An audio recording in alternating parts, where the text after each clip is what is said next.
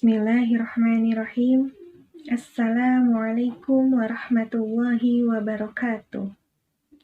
Alhamdulillahilladzi arsala rasulahu bilhuda wa dinil haqq liyudhhirahu ala dini kulli wa kafa billahi syahida.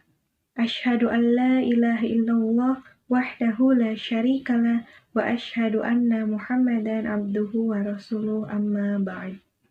Ya ayyuhalladzina amanu ittaqullaha haqqa tuqatih wa la tamutunna illa wa antum muslimun. Hadirin yang dirahmati oleh Allah, para calon penghuni syurganya Allah Subhanahu wa Ta'ala, ada suatu amalan paling utama yang ingin diraih oleh setiap umat Islam. Amalan itu menghafal Al-Quran. Karena keutamaan dari menghafal Al-Quran itu begitu besar. Di samping akan mendapatkan derajat yang tinggi di syurganya Allah kelak, kemudian juga dapat terbebas dari siksa. Nah, para penghafal Al-Quran juga dapat memberikan kemuliaan kepada orang tuanya dengan memberikan sebuah mahkota di akhirat kelak.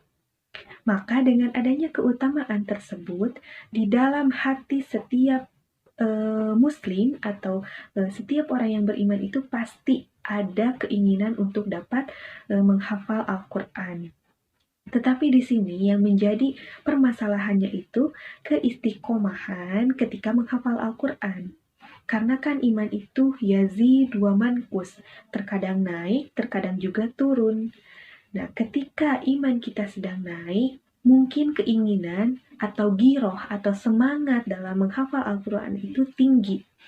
Tetapi ketika iman kita sedang rendah, iman kita sedang turun, giroh atau semangat dalam menghafal Al-Quran itu bisa jadi menurun. Karena yang semakin bertambahnya itu justru rasa malasnya. Atau juga ketika dalam proses menghafal Al-Quran itu mulai tumbuh rasa bosan, rasa jenuh, maka di sini yang perlu diperhatikan itu bagaimana cara agar dapat konsisten, agar dapat istiqomah dalam menghafal Al-Quran dalam keadaan apapun. Nah, maka yang dapat kita lakukan, yang pertama dan yang paling utama ialah luruskan terlebih dahulu niat dalam menghafal Al-Quran karena Allah semata. Jadi kita dalam menghafal Al-Quran itu luruskan niat untuk mendapatkan ridhonya Allah. Adapun keutamaan yang sudah saya sebutkan tadi, biarkan itu menjadi bonus yang diberikan oleh Allah. Tetapi intinya, pokoknya itu kita luruskan terlebih dahulu niat untuk mendapatkan ridho dari Allah Subhanahu wa Ta'ala. Nah, kemudian agar proses menghafal Al-Quran ini terus berlanjut, meskipun dalam keadaan bosan atau dalam keadaan jenuh gitu, maka dalam menghafal Al-Quran itu jangan tergesa-gesa, jangan terburu-buru, jangan ingin langsung banyak gitu.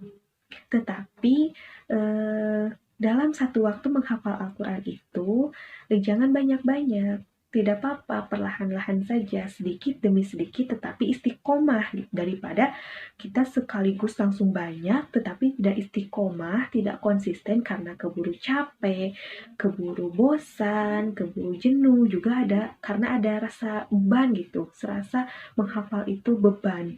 Tetapi jika dilakukan secara perlahan, sedikit demi sedikit, itu tidak akan merasa terbebani. Juga seperti ada satu metode dari Jepang, yaitu metode Kaizen. Nah, Kai itu artinya berubah dan Zen artinya itu bijaksana. Jadi makna dari metode Kaizen ini ialah berubah dengan kebijaksanaan secara perlahan-lahan. Nah, cara kerja metode ini dengan kita melakukan suatu aktivitas atau suatu kegiatan apapun itu. Contohnya seperti olahraga atau membaca. Tapi kegiatan itu kita lakukan hanya 1 menit dalam sehari, tetapi konsisten setiap hari kita lakukan. Nah, metode Kaizen ini memang secara sepintas tampak seperti sepele gitu ya. Tetapi justru dengan metode Kaizen ini, dengan kita melakukan satu kegiatan selama 1 menit, hanya 1 menit dalam sehari, itu berarti kita sedang berproses melatih diri untuk disiplin. Karena untuk mencapai perubahan itu jangan terlalu ambisius untuk dirubah dengan cara yang besar-besaran atau sekaligus gitu, disekaliguskan. Justru dengan cara seperti itu akan menimbulkan rasa bosan dengan perubahan tersebut. Berbeda jika dilakukan dengan perlahan, dengan sedikit demi sedikit, maka akan nantinya menimbulkan kebiasaan, kemudian menumbuhkan rasa suka terhadap kegiatan atau aktivitas tersebut. Jadi, walaupun tampak sepele hanya dilakukan dengan 1 menit dalam sehari, tetapi jika sudah timbul rasa suka terhadap kegiatan tersebut, maka nantinya dengan sendirinya akan timbul keinginan untuk menambah durasi. Yang tadinya mungkin hanya 1 menit dalam sehari, bisa bertambah menjadi 5 menit, atau 10 menit, atau bahkan sampai berjam-jam. Nah, sama halnya dengan menghafal Al-Quran, kita bisa menerapkan metode Kaizen ini dalam menghafal Al-Quran. Jadi, ketika menghafal itu tidak perlu banyak-banyak, tidak apa-apa, sedikit-sedikit saja. Kita jadwalkan, misalkan dalam 1 hari kita ambil 5 menit untuk menghafal Al-Quran. Nah, tidak apa-apa, meskipun hanya mampu menghafal 1 ayat dalam 5 menit tersebut, tetapi jika dilakukan secara konsisten, secara istiqomah, nantinya akan menimbulkan kebiasaan, kemudian menimbulkan rasa disiplin, kemudian menjadi sebuah kebiasaan, dan menimbulkan rasa cinta atau rasa suka terhadap kegiatan tersebut, yaitu menghafal Al-Quran. Nah, jika sudah seperti itu, maka nanti kan akan dengan sendirinya timbul keinginan untuk menambah durasinya. Mungkin yang tadinya hanya 5 menit dalam sehari, durasinya itu akan bertambah banyak, tapi tanpa rasa beban gitu, tanpa kita itu merasa menghafal Al-Quran itu beban, karena perubahannya pun kan dilakukan secara perlahan-lahan, perubahan dengan secara bijaksana gitu, tidak terburu-buru, tidak sekaligus langsung gitu. Nah, kemudian dalam menghafal juga biasanya saya melakukannya itu di waktu subuh sambil menunggu adzan subuh. Nah kan tidak banyak, itu hanya mengisi waktu luang ketika menunggu adzan subuh. Dan juga di waktu subuh itu kan suasananya tenang, jadi enak untuk menghafal gitu, belum berisik, belum banyak kegiatan di luar, juga otak itu masih fresh, masih belum terbebani oleh pikiran-pikiran. Nah, kemudian dalam menghafal, saya itu biasanya membaca sambil melihat terlebih dahulu. Tetapi dibacanya itu tidak 1 kali, bisa sampai 3 kali, atau 5 kali, atau bahkan lebih. Tetapi dilakukannya itu secara berulang-ulang. Nah, setelah itu baru saya tutup Al-Qur'annya, kemudian saya coba baca tanpa melihat. Nah, cara seperti itu bagi saya lebih efektif, karena ketika kita membaca sambil melihat secara berulang-ulang, otomatis bacaan tersebut akan terekam di otak kita. Maka ketika kita membaca tanpa melihatnya, itu tidak sulit karena sudah terekam di otak gitu.